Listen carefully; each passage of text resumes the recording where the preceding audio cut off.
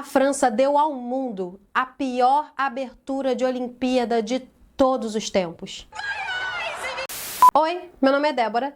Eu sou mais conhecida aqui e nas redes vizinhas como Deb Escreve. Eu sou escritora, leitora e cinéfila de plantão. E é claro que esse canal aqui é essencialmente de filmes, séries, livros, anime e cultura pop. Mas a cerimônia de abertura das Olimpíadas Paris 2024 foi um evento que afeta a cultura. Inclusive, seus efeitos reverberam nos filmes e séries que consumimos já faz um bom tempo. Sendo assim, perguntei na comunidade se seria interessante fazer um vídeo comentando esse acontecimento. E a maioria esmagadora dos comentários respondeu que sim. Então, eis-me aqui, dividindo a minha humilde opinião com você. Pessoalmente, eu sempre gostei de assistir às cerimônias de abertura dos Jogos Olímpicos. Afinal de contas, trata-se de um espetáculo artístico muito legal que mostra como se fosse uma grande vitrine para o mundo inteiro a história e cultura de um país. Sem contar a própria mensagem olímpica de cooperação entre povos através do esporte. Sempre me encantei com o show de luzes e cores e significados e atuações e danças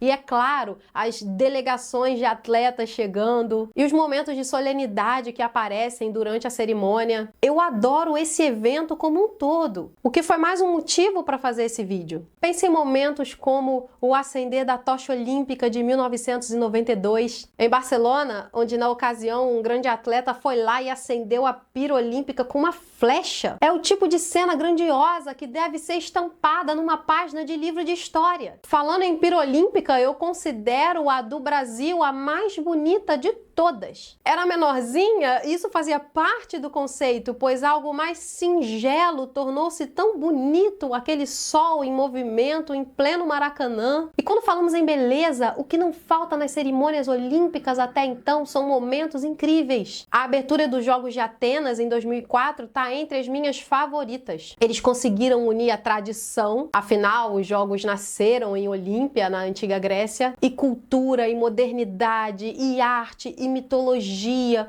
de uma maneira ímpar. A do Rio, que com pouco orçamento trouxe um espetáculo de imaginação, de cores, de vida, de pura arte, também vai ficar para a história, para ser lembrada como um modelo a ser seguido. E o que falar da cerimônia de abertura de Pequim? Um espetáculo do início ao fim, com aquela abertura dos tambores que vai ficar na memória de quem assistiu para sempre. Eles assustaram o mundo com tamanha beleza, sincronicidade, perfeição. E não podemos deixar de lado, é claro, a cerimônia olímpica de Londres, que eu considero pura covardia. Você junta James Bond, a rainha, Spice Girls, Monty Python, Mr. Bean e coloca o estádio inteiro para cantar Hey Jude no final? Covardia! A cerimônia de Tóquio, infelizmente, foi prejudicada por causa da pandemia. Apesar dos jogos terem acontecido, não havia ocasião para celebrar algo tão incrível quanto uma abertura de Jogos Olímpicos enquanto o mundo inteiro estava de portas fechadas. Tanto a qualidade e a beleza das Olimpíadas anteriores, somado a esse detalhe triste, quando foi a vez de Tóquio,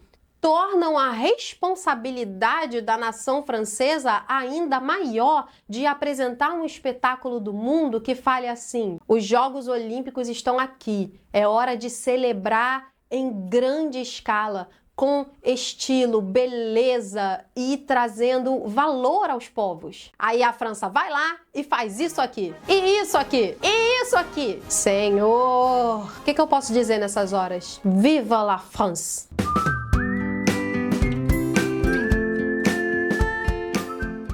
Nos vídeos que eu faço sobre filmes, séries, personagens, eu tenho o costume de usar tópicos para poder guiar a conversa. Portanto, vou aplicar a mesma estrutura aqui. Quero falar sobre aspectos técnicos, a suposta arte utilizada, as decisões questionáveis que tomaram e, claro, as intenções por trás desse show de horror. Nos aspectos técnicos, eu considero que foi cometido um erro conceitual ao longo de toda a cerimônia. Ele parte da ideia de usar toda a cidade de Paris como cenário para o espetáculo. Eu sei que muita gente achou inovador e vanguardista, e eu não sou contra a novidade ou a vanguarda, mas o que deveria ser o principal objetivo de abertura de Jogos Olímpicos é um bom espetáculo. E por uma questão logística, você consegue isso num palco só. É por isso que shows de banda são feitos num palco, peças de teatro, cerimônias de abertura olímpicas em um estádio. É para você não dispersar a qualidade do que está sendo apresentado. Não adianta querer ser vanguardista se você não está prestando atenção no que funciona e no que não funciona. Arte não pode ser só simbolismo, intenção e mensagem, ela precisa ter qualidade. Vamos fazer uma comparação para deixar esse conceito bem claro. Pegue, por exemplo, a cerimônia dos Jogos do Rio. Tudo aconteceu num só local, que foi o chão do Maracanã. Naquele tapete foi possível contar uma história com fluidez, onde um evento tem início, meio e fim e se embute no próximo com início, meio e fim e assim sucessivamente, sempre com uma linha temática cortando tudo. Eu não acredito no que eu vou dizer, mas faltou roteiro aqui, porque eles fizeram a coisa de maneira dispersa e desordenada. Eles até se preocuparam em separar tudo por capítulos. Toda vez que havia uma transição, aparecia um título na nossa tela, tipo Liberté, Égalité, Fraternité, a blá.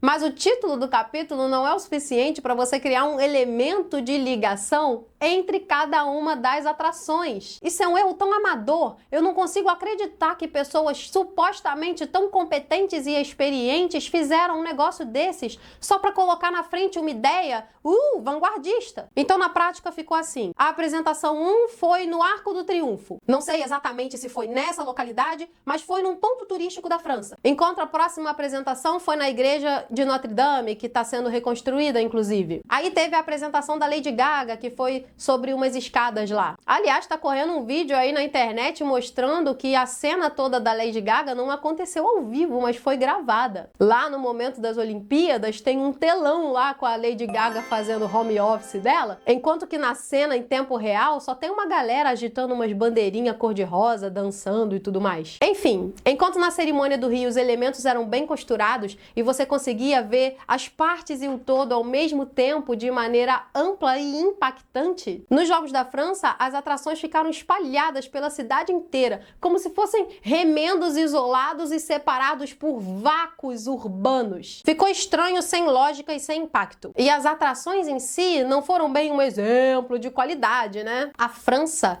tida como uma das capitais da arte, que abriga o Louvre com tantas obras incríveis, que é também a capital da moda, que é estimada por seu estilo, charme e beleza, lembrava mais uma apresentação da escola com os aluninhos tudo desordenado, dançando ao mesmo tempo sem saber o que fazer, do que um espetáculo teatral artístico digno de cerimônias de Jogos Olímpicos. Meu Deus, foi muito ruim! O que é uma tristeza, pois a França é um berço histórico de produção artística. Enquanto eu assistia a cerimônia, eu fiquei pensando em 1001 formas de como eles poderiam ter feito isso melhor. Ora, sua megalomania é tão grande que é preciso colocar os artistas no topinho dos prédios e pontos turísticos, ao invés de repente, replicar ditos pontos turísticos num espetáculo de história e cultura dentro de um estádio? Dava para fazer tudo isso em escala menor, mais bela e coerente, sem obrigar o público a ligar Lé com Cré para que alguma coisa faça sentido. E já que falamos dos aspectos técnicos e da qualidade artística das apresentações,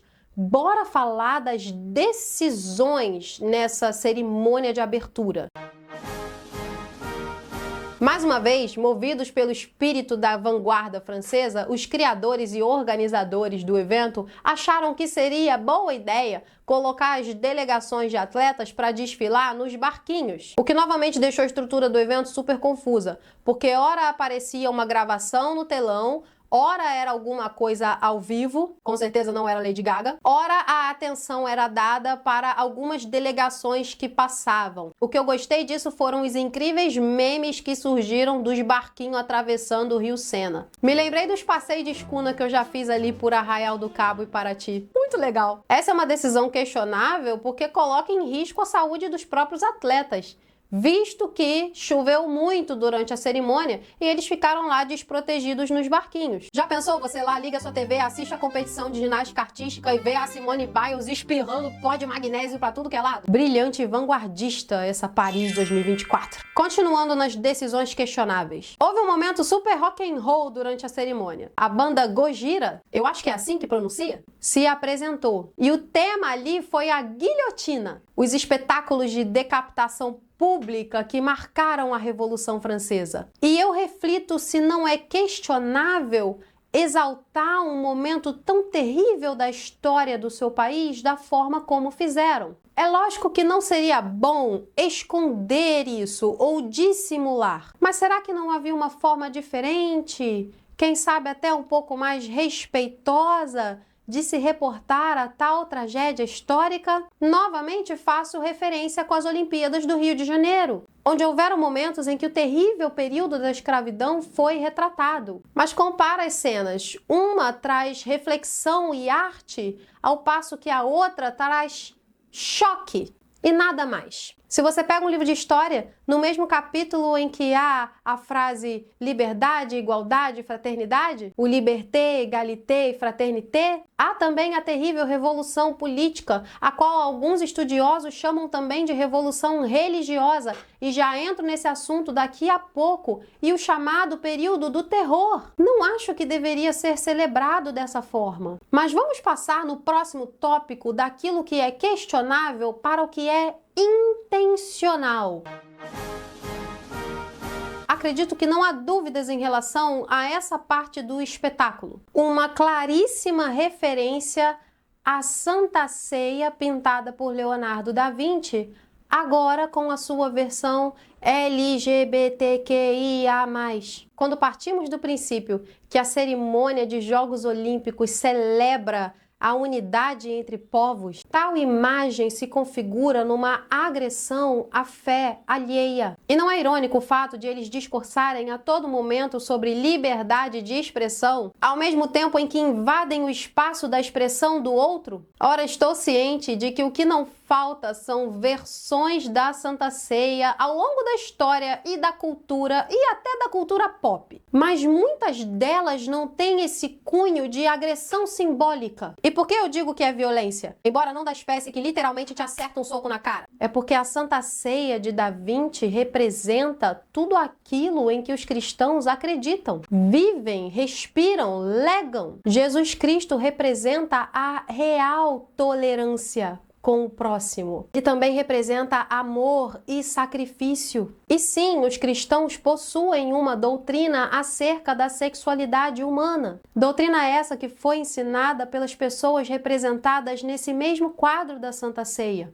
Os apóstolos, os primeiros da igreja, aquele grupo cujo 90% das pessoas morreu de formas terríveis, por amor a Cristo que morreu primeiro. E as pessoas que não poderiam morrer sem a salvação. E ainda que você ouça tudo o que acabei de falar como uma grande balela, isso não te dá o direito de espezinhar aquilo que eu acredito. Assim como não me dá o direito de espezinhar aquilo que você acredita. Eu entendo que a instituição igreja já foi utilizada ao longo da história como justificativa para cometer atrocidades. Nenhum cristão sensato nega isso. Eu lá vou negar o período da Inquisição? Seria tão imbecil e cretino quanto negar o período do terror na França ou a escravidão no Brasil. Mas o que aconteceu no passado não dá o direito a ninguém de promover violência no presente, seja de cunho físico ou simbólico. Devo lembrar que, historicamente, um dos principais efeitos do cristianismo foi a perseguição de pessoas inocentes. Eu, como cristã, cidadã humana, especialmente desse lado ocidental do globo, tenho pleno direito de criticar aquilo que querem me vender como arte, mas que não passa de péssimas intenções e orgulho mal contido. Mas ainda há pessoas nesse mundo que até hoje, pleno século XXI, ainda são perseguidas, maltratadas, violentadas e mortas por causa da sua fé. Disso não podemos falar? É feio? É negável? Não acontece? Quando eu vejo a expressão de Jesus e cada um dos apóstolos no quadro original do Da Vinci, eu vejo humildade, abnegação, adoração a Deus, desejo de amar o próximo, vejo tolerância genuína. Mas quando olho para essa paródia mal concebida e mal intencionada dos Jogos Olímpicos de Paris, eu vejo nas expressões desses apóstolos e Cristo do século XXI nada além de orgulho, desdém e desejo por revanche. Isso não é reparação histórica, é revanchismo. Não é vanguarda, é choque. Não é tolerância, é imposição. Não posso deixar de unir a minha voz à de muitos que perguntaram: será que eles teriam coragem de fazer isso com outras religiões? Por mais que a igreja tenha protagonizado um terrível período histórico que não se nega, a natureza dela é ser noiva de Cristo, é de amor e paz. Não é normal nem recomendado a um cristão que responda violência com violência, seja ela simbólica ou física. A única coisa que eu, como cristã, posso fazer é orar por essas pessoas, porque o verniz de orgulho que eu vi ali pode esconder muita dor. E como cidadã e pessoa que tem um mínimo de influência aqui nesse espaço da internet, eu posso ligar a minha câmera e convidar quem me assiste a refletir acerca dessas coisas. Acerca do que chamam de beleza, do fato de que havia uma criança dançando em meio àquelas pessoas altamente sexualizadas, numa passarela infindável de sugestões à perversão, que pode existir nos lugares certos diante de pessoas que querem ver isso, não numa cerimônia de Jogos Olímpicos. Enquanto eu pesquisava o assunto aqui, eu vi uma notícia interessante. O surfista brasileiro Chumbinho pintou uma imagem de Cristo Redentor na prancha dele. Foi uma opção artística e pessoal, mas ele foi obrigado a tirar a imagem da sua prancha de última hora porque não é possível que ninguém faça menção religiosa nos Jogos Olímpicos. É contra as regras. Tem um artigo outorgado pelo Comitê Olímpico Internacional que diz isso. Se é contra as regras fazer menção religiosa em plenos Jogos Olímpicos, por que fizeram a Santa Ceia? E de maneira tão claramente mal intencionada. Não tem punição? Não tem barreira para isso? Isso aqui é intolerância, mas isso aqui é arte? Claro que essa é a parte mais explícita das intenções de quem criou essa cerimônia. Mas se você olhar com atenção, vai reparar que isso se revela em cada detalhe. Quero dar dois exemplos. O primeiro de uma cena gravada numa biblioteca, onde vemos 3 personagens vestindo roupas bem coloridas. Já sabemos o que eles representam. E num curto espaço de tempo se desenrola uma espécie de trama entre esses 3 personagens, 2 homens e uma mulher. E ali num misto de atuação, dança e um desenvolvimento estranho, esses 3 meio que terminam juntos. Vão para um quarto e fecham a porta. Mano, o que uma cena dessa tá fazendo numa cerimônia de Jogos Olímpicos? Uma coisa é você pegar mitologia e arte com aquelas estátuas gregas na cerimônia de Atenas e colocá-las em uma cena de bom gosto. Outra totalmente diferente é você pegar o Smurf com sobrepeso e colocar ele peladão bem no meio da Santa Ceia LGBTQIA+, numa cerimônia de Jogos Olímpicos.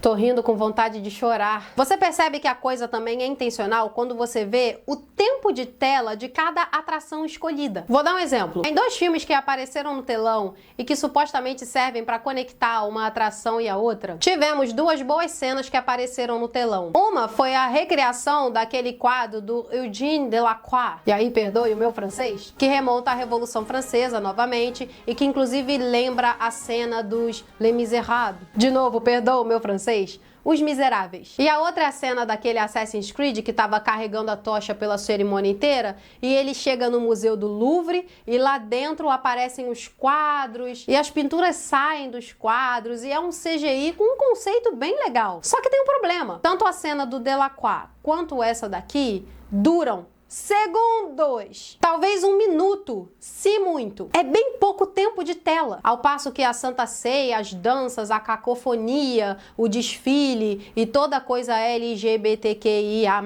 durou bastante. Nesse processo de edição, digamos assim, aquilo que foi legal, artístico e que tinha até um potencial foi suplantado pela mensagem. Porque, na minha opinião, é só isso que sobra daquelas apresentações, o recado que eles querem me passar. E como já disse, é um de intolerância e imposição. Totalmente ao contrário do espírito olímpico, aliás. E acho que depois de tudo posso dar um veredito à moda francesa. Robespierre, corre aqui! Arte, guilhotina. Beleza, guilhotina. Qualidade, guilhotina. Técnica, guilhotina. Cooperação entre povos, guilhotina. Respeito às liberdades individuais, guilhotina. Liberdade de expressão, guilhotina. Valores, guilhotina. Fé, guilhotina. Veredito, senhoras e senhores, cabeças rolando. Robespierre está orgulhoso nesse momento. Viva la France. Pois é, pois é. Que vídeo diferente. Como eu disse, eu fiz com as bênçãos da comunidade, mas eu queria também expressar um pouco da minha opinião, porque eu gosto muito de cerimônia de Olimpíadas, sempre gostei, e eu sou cristã. E é impossível não perceber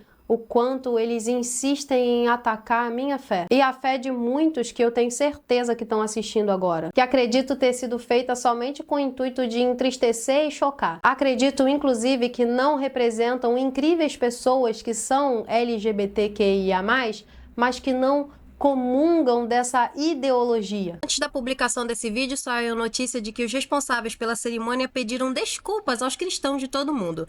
A seguir, imagens desse pedido de desculpas. We're sorry. I'm deeply sorry. Sorry. Com certeza, muitos vídeos ainda serão feitos e muito bafafá ainda vai rolar em cima dessa cerimônia de abertura. E agora chego naquele momento em que agradeço aos membros do canal. E por enquanto, é isso. Vou ficando por aqui. Beijos, até a próxima e bye bye!